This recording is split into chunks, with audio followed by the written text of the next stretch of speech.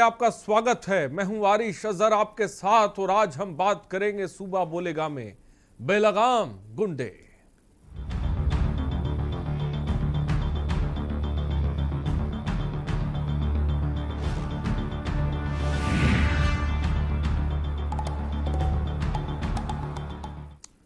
योगी सरकार ने बड़े बड़े माफियाओं का सफाया किया है, अपराधियों का सूपड़ा साफ किया है और पूरे यूपी में अपराधी सीएम योगी के नाम से थरथर कांपते हैं।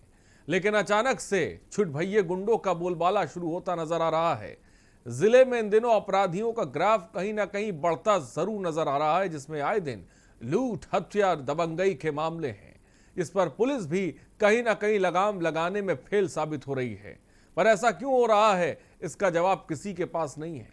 अगर जनता के साथ ही ऐसा होता रहेगा तो फिर उनकी सुरक्षा कौन करेगा, ये बड़ा सवाल है। एक तरफ योगी सरकार की जीरो टॉलरेंस नीति, एक तरफ ये बेलगाम गुंडे। इसी पर आज हम बात करेंगे। उससे पहले ये रिपोर्ट देखिए।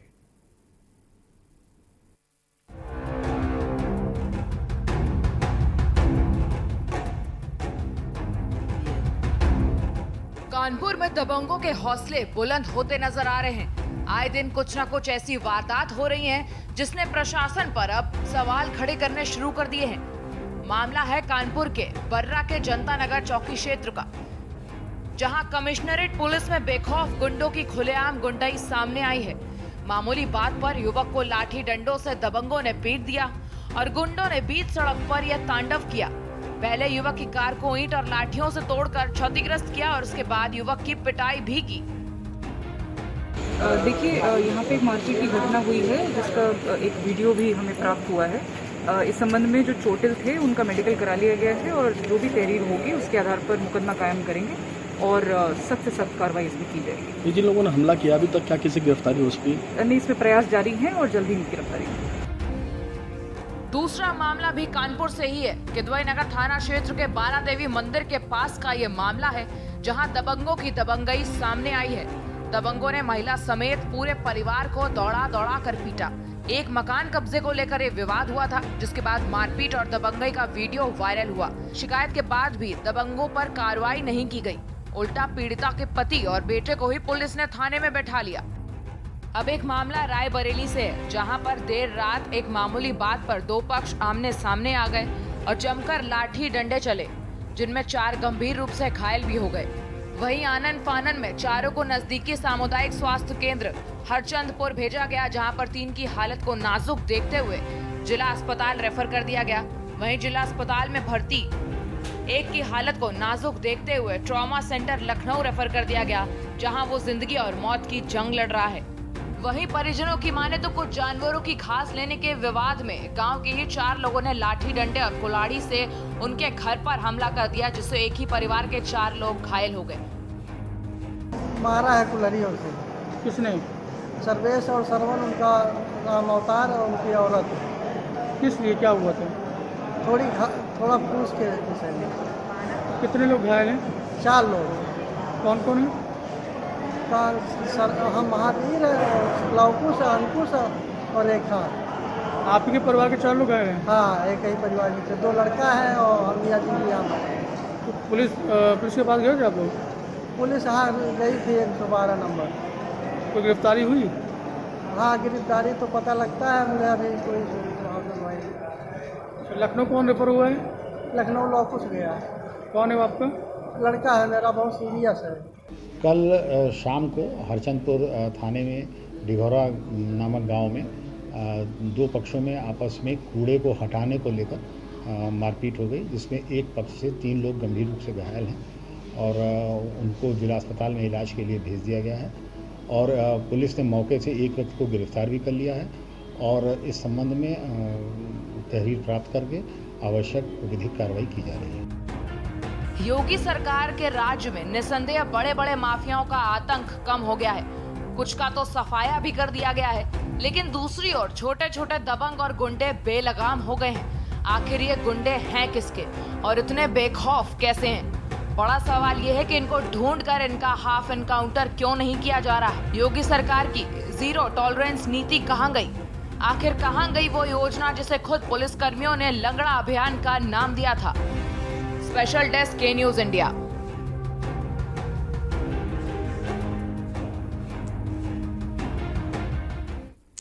तो कब शुरू होगा इन गुंडों के खिलाफ अभियान, ये बड़ा सवाल है, क्योंकि गुंडे बेलगाम हो चुके हैं। चाहे कानपुर हो या फिर रायबरेली हो, ये गुंडे बेलगाम हैं, वारदातों को अंजाम दे रहे हैं और इन्हें ज़रा सा भी खौफ नहीं है, डर नहीं है पुलिस प्रशासन का। एक तरफ मुख्यमंत्री योगी आदित्यनाथ ने सख्त फैसले लिए अपराधियों को लेकर। थर्रा गए अपराधी, उत्तर प्रदेश छोड़ के भाग गए, लेकिन हम फिर देख रहे हैं कि ये गुंडे बेलगाम हो रहे हैं, उनके अंदर ज़रा सा भी खाकी का खौफ नहीं है। सूबा बोलेगा में आज हम इसी पर बात करेंगे। मैं चाहूँगा कि आप भी कॉल कर सकते हैं, अपनी बात साफ तौर पर रख सकते हैं। दो तस्वीरें हमने आपको दिखाई, कानपुर के बर्रा की और रायबरेली की। कानपुर के बर्रा में सरेआम जिसे कह सकते हैं, एक शख्स को घर से निकाल कर पीटा गया, उसकी गाड़ी को तोड़ दिया गया, उसे लाठी डंडों से पीटा गया। रायबरेली में हमने देखा कि दो पक्षों में ज़बरदस्त तरीके की जिसे कह सकते हैं वो भिड़ंत हुई, खुरेजी हुई। तो ये तस्वीरें शायद दो हैं, लेकिन सूबे की तमाम जगहों से इस तरह की खबरें लगातार सामने आ रही हैं। ये तस्वीर आप जो इस वक्त टीवी स्क्रीन पर देख रहे हैं, ये कानपुर की तस्वीर है। कानपुर के बारादेवी में भी आपको बता दें इसी तरह का मामला सामने आया, जहां पर दबंगों की गुंडई देखने को मिल रही है।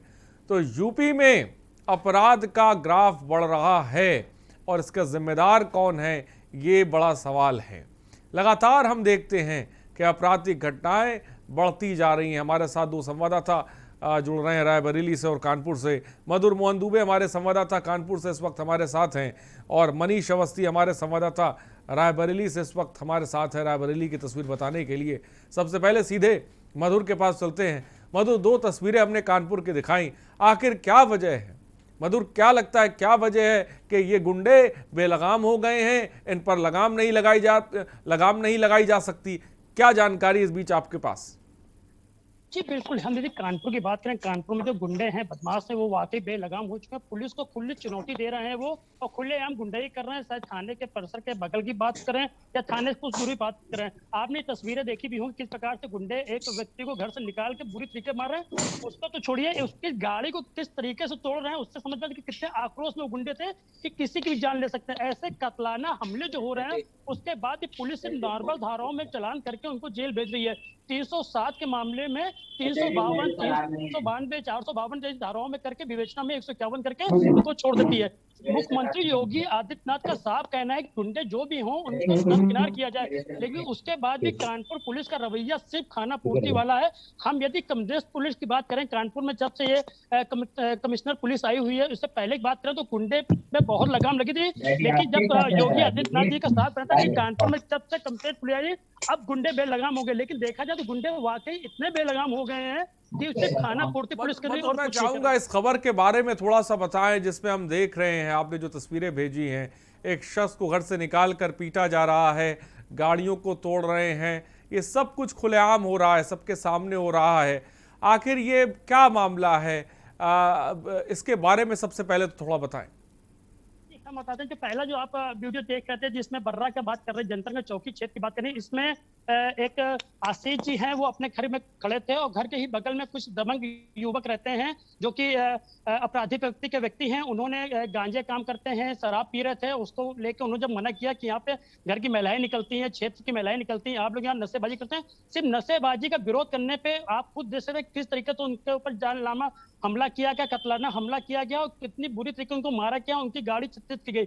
जब उन्होंने अपने रिश्तेदारों को बुलाया फोन करके कि आप मेरे आइए मुझे बचाव करें, तो उनको भी बुरी तरीके मारा। लेकिन पुलिस ने सिर्फ खाना पूर्ति की। एक दूसरा मामला हम बात करेंगे बारादेवी की, जहां एक मकान कब्जे को लेके कुछ दबंगों ने एक महिला को जमकर पीटा और पुलिस ने उसने भी सिर्फ खाना पूर्ति की। अब ये दोनों मामले ऐसे जिसमें कातलाना हमला होता है और मुकदमे सिर्फ होते हैं 452, 352 का, 151 का, 323, 504, जिसमें विवेचना में 323, 504, 506 में विवेचना करके उनको कोर्ट भेज के उनकी जमानत हो जाती है। ऐसे लोगों के ऊपर 300 साल लगनी चाहिए या फिर इनके ऊपर हिस्ट्री शीट खुलनी चाहिए, इनको जेल में रहना चाहिए।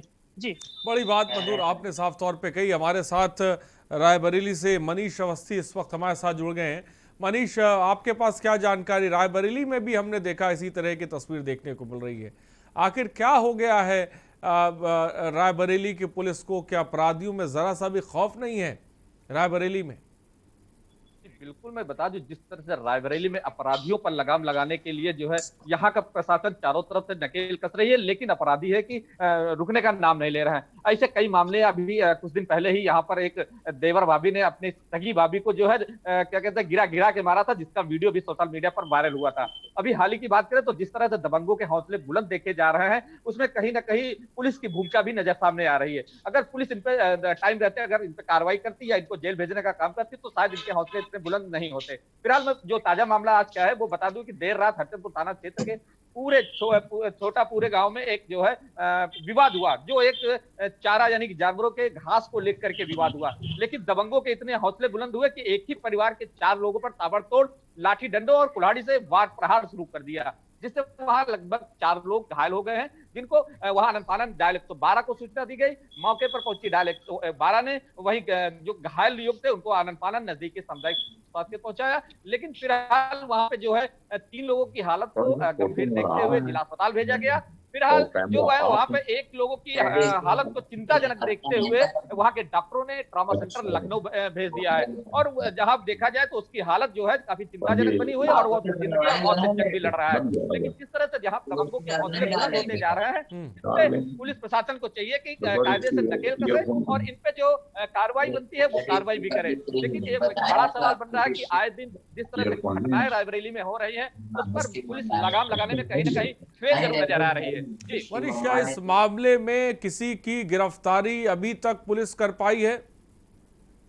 जी बिल्कुल, जिस तरह से बात करें तो जब मारपीट हुआ, जब मौके पर डायल 112 पहुंची तो वहां से एक युवक को डायल 112 ने हिरासत में लेकर थाने के सुपुर्द कर दिया है। लेकिन फिलहाल अभी तक उन जो और अन्य 4 लोग थे आरोपी, उनको अभी तक गिरफ्तार नहीं किया गया है और न ही मुकदमा पंजीकृत किया गया था।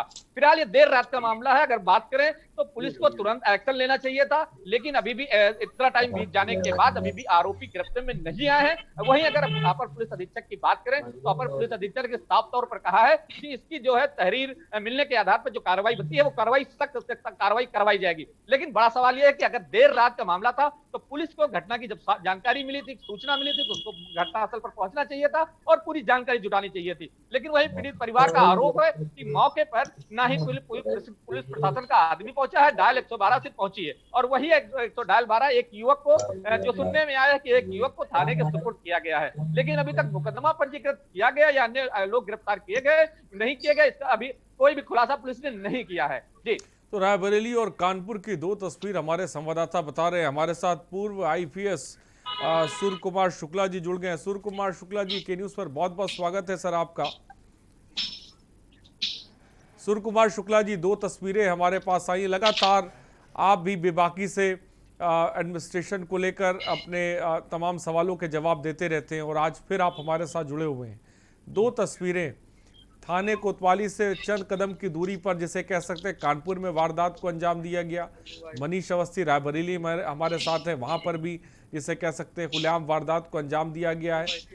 आखिर क्या वजह है सूर्य कुमार जी कि इस तरह की जो वारदातें हैं वो लगातार बढ़ती जा रही हैं और पुलिस उस पर लगाम नहीं लगा पा रही है? देखिए, आपकी बात में भाई साहब 2-3 विशेष एंगल हैं जिनको मैं बता रहा हूं। नंबर 1, पुलिस कोई एक व्यक्ति नहीं है, पुलिस एक बहुत बड़ा संगठन है जो प्रदेश के सभी 75 जिलों में काम कर रहा है। नंबर 2 बात कि आपने रायबरेली का, कानपुर का एक एक घटना क्रम बताया और उसके आधार पर यह अंदाज लगा या जिन लोगों ने भी आपको बताया उनको लगा कि शायद प्रदेश की कानून व्यवस्था कुछ गड़बड़ चल रही है।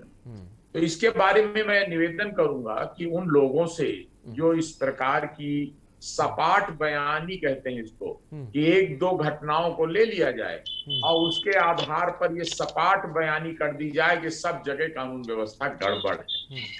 तो इन लोगों को मेरी ओर से बता दीजिए कि पुलिस एक बहुत बड़ा संगठन है जो सभी लगभग 1550 थानों में काम करता है और सभी 75 जिलों में काम करता है। जब इस प्रकार की कहीं बात आती है कि फला मामले में 112 ने एक को पकड़ा बाकी की अभी गिरफ्तारी नहीं हुई और इस कारण अभी मुकदमा नहीं लिखा गया। तो इसमें 2-3 एंगल होते नहीं, हैं। सूर्य नंबर कुमार एक, जी आप सपाट कभी बयानी की कभी बात कर रहे हैं। सूर्य कुमार जी अगर जब सूर्य कुमार जी आप सपाट बयानी की बात कर रहे हैं, वारदातें आपके सामने, आप क्या चाहते हैं इन वारदातों को लेकर भी हम पुलिस प्रशासन की तारीफें करें? मैं मानता हूं कि जब पुलिस अच्छा काम करती है हम वो भी दिखाते हैं, लेकिन जब चंद कदमों की दूरी पर वारदात को अंजाम दिया जा रहा है तो इसको लेकर क्या चाहते हैं आप? तो हम तारीफ करें?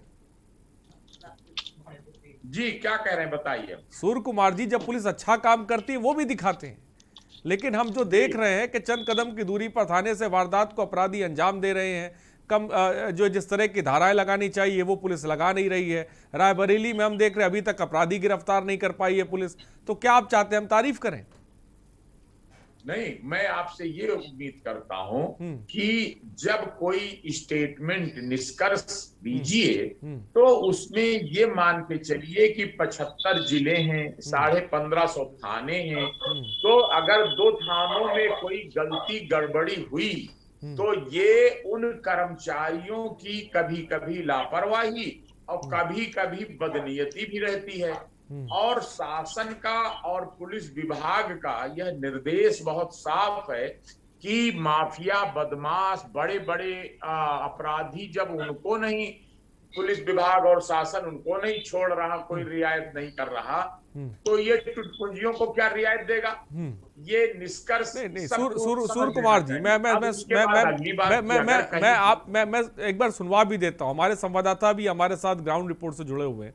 मधुर, मैं चाहूंगा कि इस पूरे मामले पर जो आपने बताया पुलिस का एक्शन किस तरह का देखने को मिला है। मैं मानता हूं, मैं आऊंगा, ये सवाल जरूर लूंगा। फिलहाल ब्रेक का वक्त हो चला है, तो बेलगाम गुंडों पे हम बात कर रहे हैं। फिलहाल रुकते छोटे से ब्रेक के लिए, जल्द हाजिर होंगे। आप देख रहे हैं के न्यूज, खबरों का सारथी। 10 सितंबर को गणेश चतुर्थी है। इस दिन भगवान श्री गणेश हमारे घर पधारते हैं। इस साल हम सभी दिल्ली वासी मिलकर एक साथ गणेश चतुर्थी मनाएंगे। गणेश चतुर्थी के शुभ अवसर पर शाम 7 बजे से दिल्ली सरकार पूजन और आरती का भव्य आयोजन कर रही है। भगवान श्री गणेश जी के पूजन कार्यक्रम में अपने सभी मंत्रियों के साथ माननीय मुख्यमंत्री अरविंद केजरीवाल जी भी शामिल होंगे। पूजन कार्यक्रम का टीवी चैनल्स पर भी लाइव टेलीकास्ट होगा, ताकि आप सभी अपने परिवार के साथ इस पूजन का हिस्सा बन सकें। इस बार हम सब मिलकर भगवान श्री गणेश जी की पूजा अर्चना करेंगे। विघ्नहर्ता भगवान गणपति हम सभी को अपना आशीर्वाद देंगे और सबकी मनोकामनाएं पूरी करेंगे।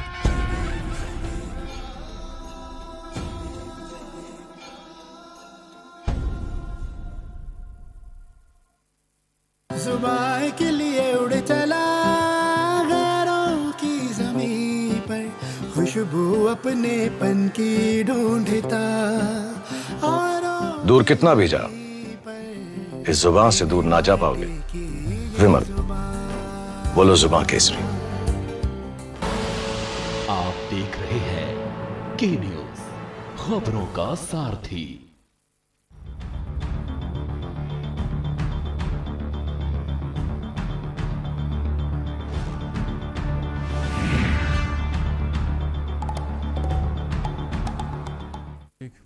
ब्रेक के बाद आपका स्वागत है। सूबा बोलेगा में बेलगाम गुंडों पे हम बात कर रहे हैं और एक हमारे साथ दर्शक अक्षत सिंह जुड़ गए हैं। अक्षत, क्या कहेंगे आप? अक्षत, मेरी आवाज अगर आप तक पहुंच रही है, अपनी बात को रख सकते हैं आप जल्दी से? तो शायद अक्षत से हमारा संपर्क टूट गया। फिलहाल बहुत बहुत शुक्रिया अक्षत हमारे साथ जुड़ने के लिए। सूर्य कुमार शुक्ला जी भी हमारे साथ हैं। सूर्य कुमार शुक्ला जी, मेरी आवाज आप तक पहुंच रही है? जी, आपकी आवाज बहुत अच्छी आप आ रही है। सपाट बयानबाजी की बात कर रहे हैं तो मैं सुना दूं, मधुर मोहन हमारे संवाददाता हैं। मधुर, कानपुर की जो साउथ पुलिस है वो किस तरह से काम कर रही, मैं चाहूंगा कि एक बार बता दीजिए। कितनी धाराएं लगाई हैं गंभीर? एक तरफ तो हम तस्वीरें देख रहे हैं जहां पर घर से निकाल के लोगों को जो है एक शख्स को मारा जा रहा है, गाड़ी तोड़ दी जाती है, उस पर पुलिस का एक्शन क्या है, बता दीजिए। जी बिल्कुल, हम आपको बताना चाहेंगे कि कानपुर के दक्षिण जोन की मैं बात करूंगा तो यहाँ पे सबसे बड़ी बात है, कानपुर में आज की डेट में 17 आईपीएस काम कर रहे हैं।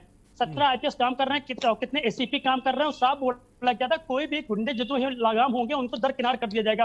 बर्रा में 15 दिन में कम से कम 13 ऐसी घटनाएं सामने आई जिसमें लोगों के हाथ पैर तक तोड़ दिए गए हैं, जानलेवा हमला कर दिया गया, सर में 17 टाके लगे हैं, किसी 24 टाके लगे, क्योंकि पुलिस ने सिर्फ 352, 452 और 151, 323, 504, 506 में धारा जो 307 लिखनी चाहिए उसमें दरकिनार करके उन्होंने सिर्फ चालान 151 किया। एक मामले ऐसे नहीं, कई मामले ऐसे हैं। डीसीपी साउथ की बात करें रवीना तागे से, उनसे बात करें तो उनका भी दरकिनार करना होता है कि इसमें कार्रवाई होगी। कार्रवाई प्रेजेंट टाइम होती है जब आदमी का घायल पड़ा है, उसके 24 टाके लगे हुए हैं, तो तब 300 साल लगनी चाहिए, ना कि एक हफ्ते बाद वो भी सरकार दिया जाता है, 151 चालान करके छोड़ जाता है। सबसे बड़ी बात होती है जो भी मारपीट करने वाले गुंडे होते हैं या फिर वो पुलिस के मुखबिर होते हैं या फिर सत्ताधारी के कोई लड़के होते हैं। अभी तो बर्रा में एक मामला हुआ है जनता का चौकी, जैसा कि आपने वीडियो दिखाया, सबको अपने दृश्य भी वीडियो देख रहे हैं, जिसमें एक व्यक्ति घर से निकाल के कुछ लोग बेरहमी से मार रहे हैं और उसकी गाड़ी बुरी तरीके तोड़ रहे हैं। ये व्यक्ति बताया जाता है जनता का चौकी के मुखबिर हैं, जो कि शराब का काम करते हैं, गांजे काम करते हैं, उनको पुलिस पैसा देते हैं और कार्रवाई सिर्फ नाच मात्र की होती है। दिन में घूम रहे हैं, रात को पुलिस को पकड़ के लाती है। ठीक है, जवाब ले लेते हैं मधुर, जवाब ले लेते हैं। सूर्य कुमार शुक्ला जी, क्या मैं सपाट बयानबाजी कर रहा हूं इसको लेकर? 307 का क्या ये धाराओं का खेल चल रहा है, इसको लेकर क्या कहेंगे आप? जो आपने बात कही है कि धाराओं का खेल चल रहा है, तो ये धाराओं का खेल नहीं होता। 151 वो धारा होती है कि अगर कोई दो पार्टियां लड़ रही हैं तो 151 दंड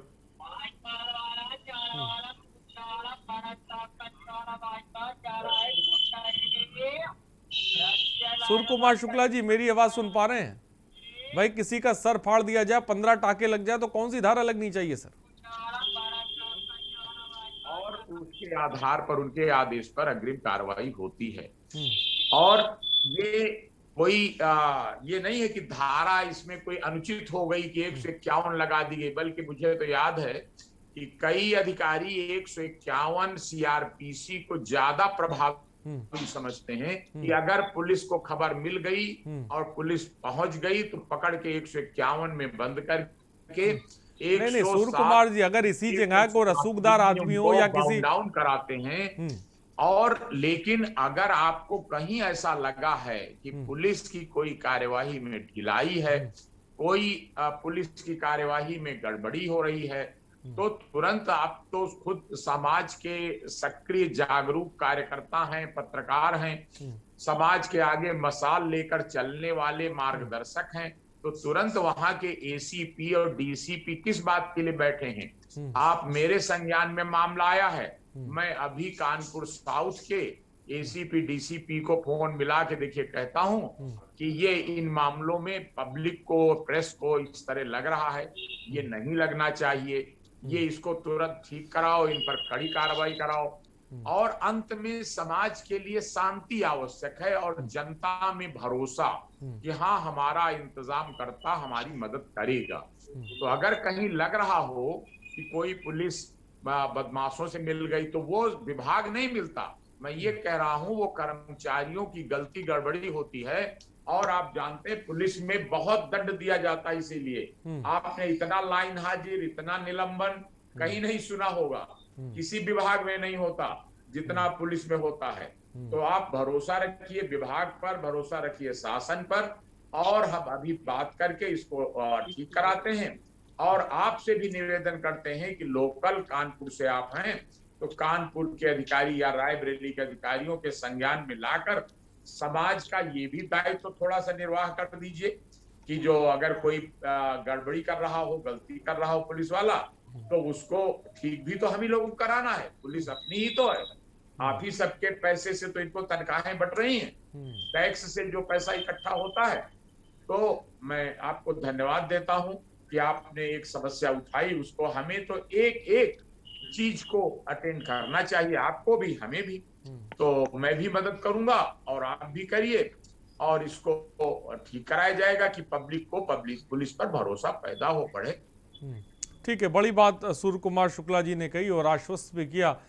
मनीष, मेरी अगर आवाज़ आप तक पहुंच रही है, क्या कहेंगे आप? आपने बताया कि रायबरेली में अभी तक किसी की इस पूरे मामले पर गिरफ्तारी नहीं हुई है, क्या आला अधिकारियों से बात हुई, क्या कहना है उनका? बता दी जिस तरह से अभी पूर्व आईपीएस जी ने बताया कि अगर जो संस्था बनी है, जो पुलिस विभाग एक टीम बनी है, हर थाने में तैनात है पुलिस वाले और काम भी ठीक ठाक कर रहे हैं। अगर वो ठीक काम नहीं करेंगे तो हमारे यहाँ हमारे डिपार्टमेंट में, हमारे इस पुलिस डिपार्टमेंट में लोगों को लाइन हाजिर, निलंबित और सस्पेंड किया जाता है। सबसे ज्यादा पुलिस विभाग में किए जाते हैं। लेकिन अगर हम बात करें रायबरेली की, तो रायबरेली में अभी आपने भी खबर देखी होगी, इससे पहले एक वीडियो वायरल हुआ तो जो यहाँ की महिला थाना अध्यक्ष थी उमा अग्रवाल, जिन्होंने खुलेआम रिश्वत ली थी। क्या वो इस चीज को दर्शाता है कि यहाँ की पुलिस, एक जो महिला थाना एसपी के ऑफिस के जस्ट पीछे महिला थाना बना है और महिला थाने में ही खुलेआम रिश्वत ली जाती हो और महिला थाना अध्यक्ष खुद रिश्वत लेती हो। अगर हम बात करें जहां पे आज ये घटना हुई है, हरचंदपुर थाना क्षेत्र का मामला है, वहीं अगर हरचंदपुर थाना क्षेत्र की बात करें तो पूर्व आईपीएस जी को मैं बताना चाहूंगा कि 1.5 महीने पहले यहाँ थाना क्षेत्र के डिडौली गांव में एक अंकुर चौधरी थे, जिनकी सरे शाम जो है गोली मारकर हत्या कर दी गई थी। उसके लिए लोगों ने कैंडल मार्च निकाला, रोडें जाम की, लेकिन पुलिस सिर्फ 1.5 महीने से आश्वासन दे रही है और अभी तक उस मामले का, घटना स्थल का अभी तक खुलासा भी नहीं कर पाई। अगर वहीं बात करें तो उस हत्या के बाद एक हफ्ता भी नहीं बीता कि हरचंदपुर थाना क्षेत्र में ही एक वर्तमान प्रधान के घर जो है चोरों ने धावा बोला था और लगभग 15 लाख रुपए की चोरी की थी, जिसकी शिकायत उसने जो है जहां पर आए जो उप मुख्यमंत्री डिप्टी सीएम थे जो दिनेश शर्मा, उनसे शिकायत भी की गई थी। उन्होंने भी आश्वासन दिया था कि इस घटना का जल्द खुलासा किया जाएगा। लेकिन अगर पुलिस की बात करें तो जैसे पूर्व आईपीएस साहब ने कहा कि पुलिस पूरे तरीके से एक्शन में और पूरे तरीके से काम कर रही है, तो इस तरह के मामले अगर वो खुलासा हो जाता तो पुलिस को चाहिए कि अगर टाइम से उनका खुलासा हो जाए, टाइम से जो बदमाश है, जो इस तरह के लफंगे हैं, जो गुंडे हैं, अगर टाइम से उनको सजा मिल जाए तो एक जनता में एक अच्छा मैसेज भी जाएगा और बड़ी लोगों को बात न्याय मिलने की मनीष उम्मीद भी आपने रहेगी। कही और लंबी चौड़ी फेरिस्त मनीष और मधुर मोहन आपने भी रखी। जिस तरह की वारदातें हाल फिलहाल में हुई हैं, सूर्य कुमार शुक्ला जी ने भी उसको सुना होगा, साफ तौर पे वो खुद बखूबी अंदाज़ा लगा सकते हैं क्योंकि वो सिस्टम में रहे हैं। बहुत बहुत शुक्रिया सूर्य कुमार शुक्ला जी हमारे साथ जुड़ने के लिए। मनीष आपका बहुत बहुत शुक्रिया, मधुर मोहन आपका भी शुक्रिया। तो बेलगाम गुंडे हैं, एक लंबी फेरिस्त है, अगर हम गिनाने पर आ जाएंगे तो शायद ये अधिकारी थक जाएंगे। लेकिन वही बात कि कार्रवाई कब होगी, खौफ पैदा कब होगा, कब इन बेलगामों पर लगाम लगेगी। सुबह बोलेगा में इतना ही, बने रहिए हमारे साथ। नमस्कार।